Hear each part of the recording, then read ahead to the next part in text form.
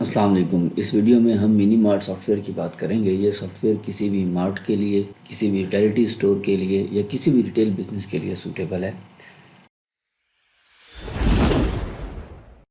ये हमारे सॉफ्टवेयर का 1.1 वर्जन है। इसमें कुछ नई अपडेट्स भी हैं, उनका भी हम इसमें ज़िक्र करेंगे।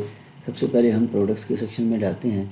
यहाँ पे हमने प्रोडक्ट्स ऐड करनी है अपनी।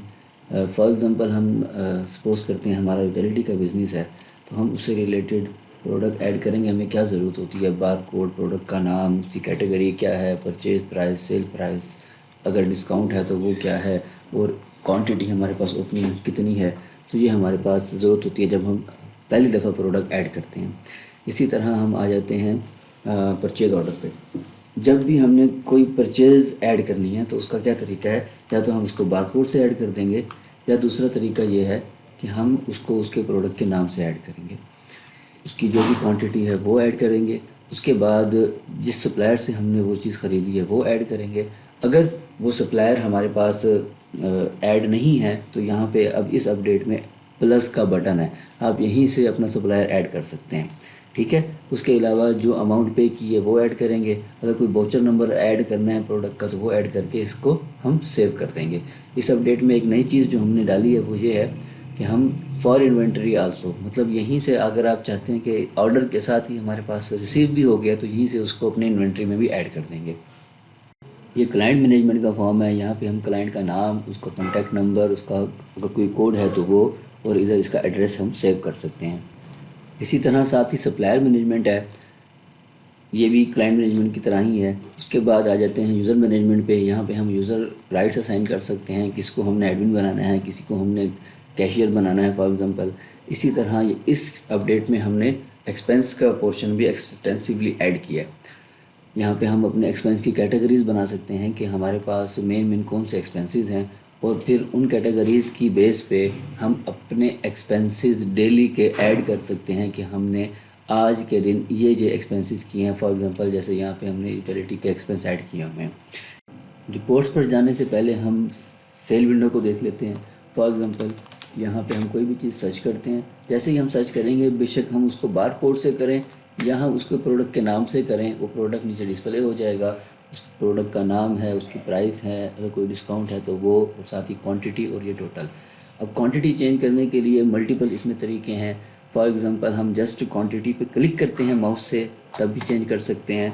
हम F1 क्लिक करते हैं तब भी चेंज कर सकते हैं। इसी तरह ये F1 का शॉर्टकट बटन है, इसको प्रेस करके भी हम क्वांटिटी को चेंज कर सकते हैं। साथ ही इसका ऑप्शन है प्राइस का, प्राइस भी हम चेंज कर सकते हैं तीनों तरीक़ों से। क्लिक करके, F2 को प्रेस करके, या F2 वाला बटन प्रेस करके हम इसकी प्राइस चेंज कर सकते हैं। F3 से ये इनवॉइस सेव होगी। अगर हम चाहते हैं कि इनवॉइस सेव भी हो और साथ ही प्रिंट निकल आए तो फिर हम F4 का बटन प्रेस करेंगे। इन शॉर्टकट्स का मेन पर्पस ही ये है कि हमारी बिलिंग फास्ट और हम आसानी से विद इन सेकेंड्स बिलिंग करते हैं। अब बात कर लेते हैं एडिट के ऑप्शन की। ये इस वर्जन में नई अपडेट है। यहाँ पे हमारे पास उन बिल्स के लिस्ट आ जाएगी जो कि हमने पहले से ऐड किए हुए हैं। फॉर एग्ज़ाम्पल हमारा ये बिल है, हम जस्ट इस पर क्लिक करेंगे और बिल हमें शो हो जाएगा। इस बिल में हमने जो भी तब्दीली करनी है उस तब्दीली को करके उसके बाद हम इसको दोबारा से सेव कर लेंगे, सिंपल। अगर तो नकद का कस्टमर है तब तो हम उसको जनरल में ही सेव करेंगे, लेकिन अगर हमारा कस्टमर है उधार का तो फिर यहाँ से हम कोई भी कस्टमर सेलेक्ट करेंगे। अगर कस्टमर नहीं है तो रन टाइम पे ऐड के बटन को क्लिक करके नया कस्टमर भी यहाँ से ऐड कर सकते हैं। अब बात कर लेते हैं रिपोर्ट्स की। सबसे पहले आ जाती है ये एक्सपेंस की रिपोर्ट। यहाँ पे हम एक्सपेंस को, हर एक्सपेंस का इंडिविजुअल भी एक्सपेंस देख सकते हैं, और अगर हम चाहें तो ओवरऑल एक्सपेंस भी देख सकते हैं। डेट वाइज सेलेक्ट कर सकते हैं कि हम फॉर एग्जांपल हमें इस मंथ का अब तक का एक्सपेंस चाहिए तो हमें यहाँ पे शो हो जाएगा। इसी तरह उसके बाद हमारे पास रिपोर्ट आ जाती है client sales report. Client sales report में ये वो रिपोर्ट है जो हमें इंडिविजुअल क्लाइंट के बारे में बताएगी, और ख़ास तौर पे उन क्लाइंट्स के बारे में हमें यहाँ पे जान सकेंगे जिनका हमारे साथ किसी न किसी मद में लेजर, खाता या कोई ऐसी चीज़ चल रही है। उसके बाद आ जाते हैं सप्लायर रिपोर्ट में। सप्लायर में हमें पता लगेगा कि किस सप्लायर से हमने क्या क्या चीज़ ली है। ओवरऑल भी देख सकते हैं, और प्रोडक्ट वाइज भी यहाँ पे हमें रिपोर्ट मिल जाएगी, वो भी हम यहाँ से देख सकते हैं। उसके बाद हम आ जाते हैं सेल्स रिपोर्ट में।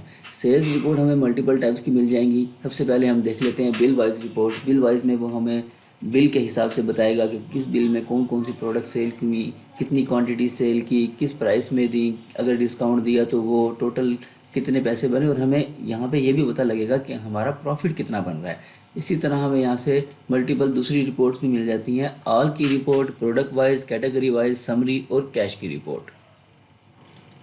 कैश अमाउंट की रिपोर्ट हमें बताएगी कि हमारा टोटल कैश कितना है आफ्टर एक्सपेंस। ठीक है, इसी तरह इसमें ना एक रिपोर्ट है, हिडन रिपोर्ट है।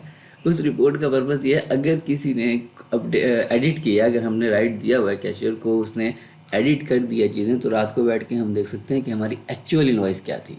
एक्चुअल इनवॉइस का और बाकी इनवॉइस का डिफरेंस निकाल के हम अपना अपना ऑडिट खुद भी कर सकते हैं कि अगर कोई थेफ्ट हो रहा है या कोई मिसयूज़ हो रहा है हमारे सॉफ्टवेयर का, तो हमें पता लग जाएगा। ये just for the purpose of safety and security है। अब अगली रिपोर्ट है स्टॉक बैलेंस रिपोर्ट। ये हमें बताएगी कि हमारा स्टॉक कितना है, हर स्टॉक की प्राइस कितनी है, और ओवरऑल हमारे शॉप की, दुकान की मालियत की। ये हमें परचेज प्राइस के हिसाब से भी बताएगी और सेल प्राइस के हिसाब से भी। आखिर में है इन्वेंट्री रिपोर्ट। इसमें हमें पता लगेगा कि इस स्पेसिफिक टाइम ड्यूरेशन में कि हमने हमारा ओपनिंग स्टॉक कितना था, क्लोजिंग कितना है, अराइवल कितना हुआ, हमने सेल कितना कर लिया। इसके अलावा हम ओवरऑल स्टॉक भी देख सकते हैं अपना, कि इस टाइम हमारे स्टॉक की करंट पोजीशन क्या है। ये था ओवरव्यू सॉफ्टवेयर का। अब मज़ीद किसी भी किस्म का आपको कोई भी सवाल हो तो आप हमसे रब्ता कर सकते हैं।